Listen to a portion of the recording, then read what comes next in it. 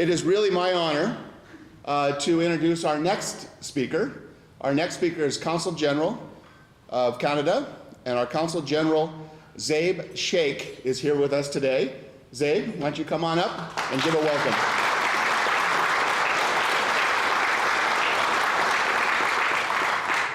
And he's a friend I recently met, and he was at an event for all to see at the Port of Los Angeles, providing support to our Blue Economy Ocean Incubator, and really grateful for the partnership with Canada and with you. Thank you. Thanks so much, Councilman, and it's a real honor to be here, a real privilege, everybody. I want to thank, of course, the host organizations, Pacific Battleship Center, the Port of Los Angeles, as the Councilman mentioned, and of course the City of LA, and all of those who are visiting, and all of those who are here hosting today as the men and women who serve this great nation, this great state, and this great county and city.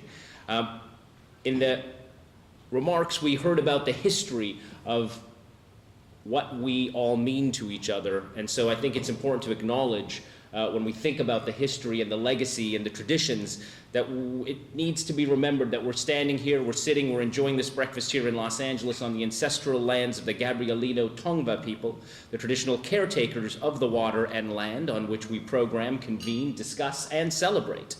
We honor and pay respect to the Gabrielino Tongva ancestors and the Gabrielino Tongva community today, which continues to nurture the land and water through traditional practices, activism, art, and education. We also acknowledge their continued work to safeguard cultural and other resources for generations to come, and we finally, in so many ways, pledge our support for these essential undertakings.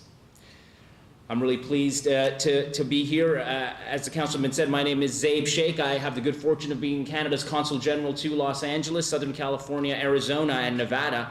And I also have the good fortune of serving as the Dean of the Consular Corps, so I want to welcome all our great officials and representatives from the global community. I see them in the audience today, and of course, Jonathan mentioned them off the top, which is so great. It's an honor to address you in both capacities this morning. I want to a little bit speak about, you may be wondering, those of you who serve, and thank you for your service, you understand why a Canadian is speaking this morning to you. I'm sure you do. For those of you who don't, you may wonder, why is on, as we hit Memorial Day weekend soon to come, and as we launch Fleet Week, especially when we think about the pride of the women and men who serve this great nation, what's a Canadian doing on stage? Well, let me tell you, we are the only binational command in the world, Canada and the US. That means we safeguard our land, air, and sea together. We command each other's armed forces. This is the most unique bilateral relationship on Earth. There are no two other countries that do that for each other, with each other, and for the service of their citizenry and their nations. So a real shout out to everyone who serves. And how do they serve? Well, they serve through this amazing system called NORAD. The world's only, as I said, binational command. NORAD itself includes a maritime warning mission, which encompasses the assessment and dissemination of intelligence related to maritime areas, warning of maritime threats in North America, and identifying potential maritime threats to the continent. Canada-US cooperation runs deep, of course, beyond NORAD. Again, for those who serve, they know that, from coordinated Coast Guard operations to officers embedded in each other's police forces to joint armed forces exercises and a deep connection and coordination because of those movements. Canada and the US are also supported by the Canada-US Defense Production Sharing Agreement with the Department of Defense. And what that means is that Canada has exemptions on the international traffic in arms regulations. So that means under these agreements, Canadian manufacturers are considered on par with domestic US manufacturers in defense procurement. It's a vitally important thing to realize in the North American supply chain of the defense industrial base and security around the world. Of course, turning to maritime policy specifically, I'm also pleased to be addressing you during Fleet Week, and it's appropriate that we're meeting in Los Angeles. Again, speaking as the Dean, with a metro area of and GDP of over 1 trillion and the ports handling half of the international container trade of the United States, Los Angeles is, of course, one of the global centers of maritime trade and defense. Nearly $300 billion in cargo value passed through the ports of LA and Long Beach in 2023 alone. That's in a post-pandemic world. Where everyone talks about how things have slowed down. Not in LA. They're only gearing up. The size of the consular corps as well in LA is very impressive. For those folks who represent, they know that. It speaks to the city's critical importance for global commerce and supply chains. And LA, of course, is home to the third largest consular corps in the world, representing nearly 100 nations here due to LA's strategic position and role as a global hub. The other two cities, Hong Kong and New York. And of course, the New York has the UN, so of course they got to go there. But for LA to have this much global representation means it's an important partner, friend, ally, strategically and economically for the world.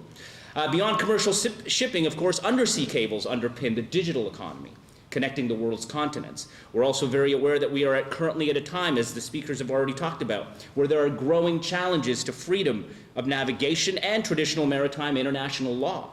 So it's been of critical importance in the international community to come together to defend the freedom of the seas.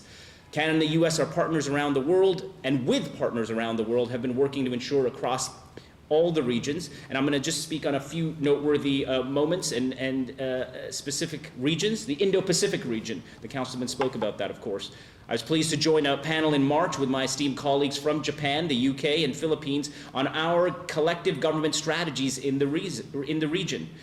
In November 2022, Canada adopted the Indo-Pacific Strategy, our only formally geographically focused foreign strategy. It aims to advance and defend Canada and our allies' interests by supporting a more secure, prosperous, inclusive, and sustainable region. The pillars of the strategy are these: promoting peace, resilience, and security, expanding trade, investment, and supply chain resilience, investing in and connecting people through modernized visa policy, building a sustainable and green future, and ensuring Canada remains an active and engaged partner in the Indo-Pacific, because Canada, like the US, is a Pacific nation. We're also an Arctic nation and we're an Atlantic nation, 3 seas. So it means a lot to be here in front of you all this morning.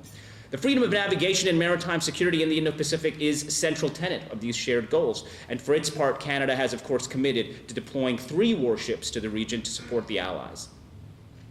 Each member of the partnership is committed to international interconnected goals of advancing peace, trade, stable, prosperous, open, safe, and cooperative moments in the Atlantic region. The group has tangible goals, and when I say the group, I'm talking about the US, Canada, and nearly 3 dozen other nations, including the Partnership for Atlantic Cooperation. The group has the tangible goals of coordination and deployment, and Canada is also steadfastly an ally, of course, within NATO. Canada is a firm believer that NATO's standing naval forces, presence, and activities promote and preserve unfettered access to the global oceans commons and help maintain freedom of the seas and freedom of navigation throughout all international waters, which is central to the global security that we're all talking about. These and many other coordinated and collaborative initiatives promote the sustainability and stability and security of the high seas, of course.